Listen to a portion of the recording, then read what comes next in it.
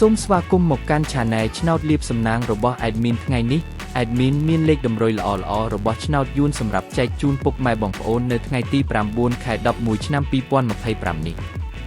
ដូចនេះ Admin មិនចង់ឲ្យចំណាយពេលវេលារបស់ពុកម៉ែបងប្អូនយូរតោះយើងមកតាមដានលេខតម្រុយរបស់យើងទាំងអស់គ្នាសម្រាប់លេខតម្រុយ2លេខមានលេខ15 លេខ47សម្រាប់លេខតម្រុយអូស2លេខមានលេខតម្រុយទី1រអូស10និងលេខតម្រុយចុងក្រោយអូស40សម្រាប់លេខតម្រុយ3លេខមាន516គុណនិង809គុណ